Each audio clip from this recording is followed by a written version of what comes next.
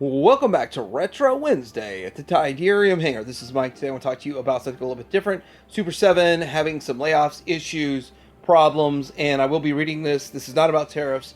This is about what's going on in Super 7. I'll read this TNI News article from Jay Cochran and then move on, but I have yet to pay 1 penny in tariffs. I don't plan to. I could take a break from the modern stuff, because retro is where it's at. Now, I do have more Retro Wednesday videos coming, entire collections of entire toy lines, about 7 of them, and I'm missing some parts. Maybe I'll pick some more up in the next week or two before I get back to all of that. This is really important. I'm going to talk about this. I'm going to read this article, then I'm going to get into talking about my thoughts on Super 7. Of course, I'm the biggest shill on the internet for Super 7. I love the products and what's going on, and if this is the beginning steps to the end of Super 7, it would be bad, believe it or not. So many people think it would be great.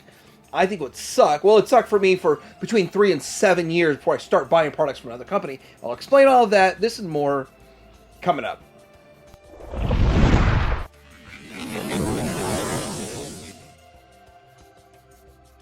Before we get into all of this, why is this a Retro Wednesday thing? Why did you bypass an actual 80s toy line to talk about this? Because I think Super 7 makes the most retro modern figures out of any company.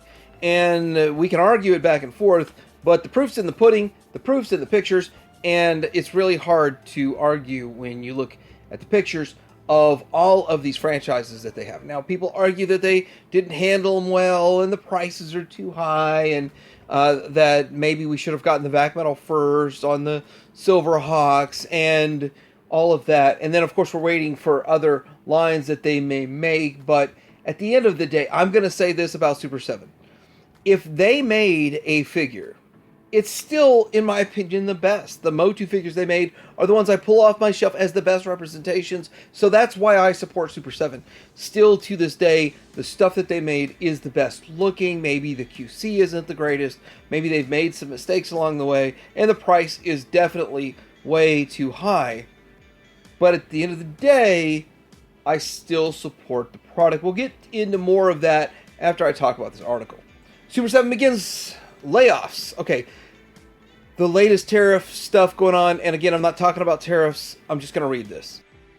In one of our least favorite types of news to report on, we have seen in the past 24 hours several former employees take to social media platforms like Facebook, LinkedIn, and inform people that they have been let go from Super 7.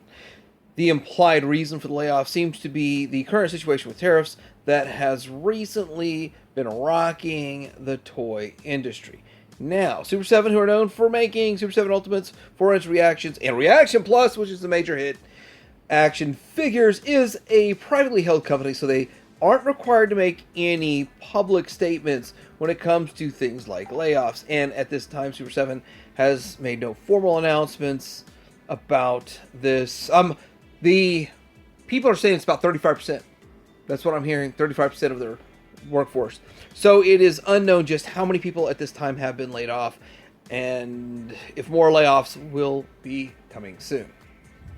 Yesterday it was announced that the US and China were, where many toys are manufactured, had agreed to pause the current 145% tariffs and 130% reciprocal to the two countries for 90 days. Though the US does still have a 10% tariff in place on China, plus the additional 20% tariff due to fentanyl, which Junkman got duped into sniffing a line. Okay, I'm sorry, I'm going to say this. Sniffed the line during his Punky Brewster video, made it through his Punky Brewster video, but he's going to be okay. But I don't think he wants to do it again. It's a major problem, and it needs to be dealt with. Anyway, moving on past that, more talks expected in the next couple of weeks. While the temporary pause of the tariffs between the U.S. and China are widely celebrated, especially on Wall Street with the 1,200-point gain, where several publicly traded toy companies like Mattel, Hasbro, Jakks, Funko had a good day yesterday, the uncertainty of the whole situation still continues to cause havoc on the industry, especially when it comes to smaller companies like Super 7. Even Hasbro, as I write this, has new pre-orders in their Pulse website marked as unavailable because they're going to up the price, allegedly, which is something they did last Friday when it was expected they were going to be raising the U.S. MSRP on prices on many of their action figures. Communications between toy manufacturers, wholesalers, retailers also still seem to be quite sporadic as everyone tries to figure out where things go from here. We'll update you as they develop. So what does this mean for Joe Blow that... not Junkman, Joe Blow, but the average collector that wants some Super 7 product, likes some Super 7 product? Well, I gotta say that these lines are successful because these are some of the best looking figures. They've laid off sculptors that are integral parts of the company. Now they can still do freelance work. They can still get some people from the outside. But there's still a little bit more to this. Everybody seems to want to get mad at Brian Flynn for all of this. And I gotta say, if another company invests $25 million, Newcastle Network, into Super 7, they don't have full control anymore. And I'm sure that's a stipulation in the contract. And with all of this, does Brian truly have control of this? If you're taking a shipment and you had to pay tariffs and it considerably increased the cost of your product, and, well, I mean, the price is already $55. How's that going to go up higher? It's almost impossible. But with all of that going on, Brian truly does not have all the control here. And even with the fact he did not want to put double joints in his turtles, he did. People seem to like it. And this investment company probably had a lot to do with that. And they're continuing to push for a profit, or at least, at minimum, get their money back out of this company. Quick shout out to Toy Habits for putting a fun little image together with Wave 14 of leaked images. But the future of Super 7 Ultimates is simply this. We want to finish what we've started. And although I want to say I don't want another Lion-O, yes, this wave has another Lion-O in it. I don't want another company to start out with another Lion-O. And here's the thing, if another company does start out with another Lion-O and starts out with, you got to rebuy all of the, 38 figures again, starting from scratch, which by the way you don't, you can still stick with your Super 7 Ultimates, but probably just out of spite, the next company that gets it will make them 5.5 inches. Oh, that's what, is that what Mattel did? Yeah, Mattel did. But they'll probably be 6-inch scale, probably not, you probably won't be able to integrate all your stuff, but with this, they'll also have extra detail on it and maybe even in a higher price point. I would hope not, but maybe a higher price point. And the figures, if another company got it and we had to start over from scratch and you had to just like throw all your other stuff in the trash, I guess, then you wouldn't have as smooth and cartoony as a look, because that's kind of what Super 7 does. The niche that Super 7 fills is that super cartoony look, and it seems like every other company in the world wants to get away from that. Not sure how far south this is going to go, this whole situation, but I've got these on pre-order from Shozy Store, which is actually called Gundam for the action figure line, and I'm getting all these future ones. I can't wait, looking forward to them. Yes, biggest Super 7 shield right here, looking forward to these figures. One of the biggest complaints about Super 7 is that they make some of the deeper cuts early, and that sounds like a great complaint. Let's just get the main cast, and then everybody drop the line. The goal has always been to keep the line going as long as possible, hold off on some of the main characters till later. But if we did lose Super 7 and get all of the main characters, or at least the Lunatics, some of the other ones, then it would kind of be a shame, because these do look the best, and some of the stuff has never been made ever in the toy line. All these have been made except the Mirror Lion-O. I've been saying a long time they should reintroduce this figure into their deluxe line for $35. They have done it, and it's such a wildly, rampantly popular figure that it's sold out online, and I don't see people getting them in stores anymore. This thing is wildly popular. Only a few of them even for sale on eBay, because they're doing the right things, like trying to course correct, fix problems, do the right things. This is the original, not the new one. Will they ever course correct and give us a clear Lion-O? The Astral, is it Astral Realm Lion-O? Well, whatever the name is, clear Lion-O looks cool. I don't really want to buy another Lion-O. Would have been nice if it was free with my Cat Slayer, which by the way, they did deliver this massive Cat Slayer It's massive, it's impressive. I still need to do something with mine, but it's awesome. Awe-inspiring. If you want to watch some good reviews about Thundercats, look at Super Dave. Super Dave has probably, hands down, the best looking display in existence that I've seen for Thundercats, and I've seen some amazing displays.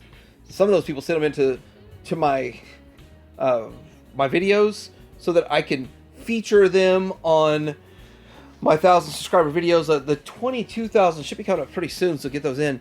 But check out Super Dave, and this Thunder Tank is awesome. I wish I would have waited and got it cheaper. Speaking of Dungeons and Dragons, I have to admit this.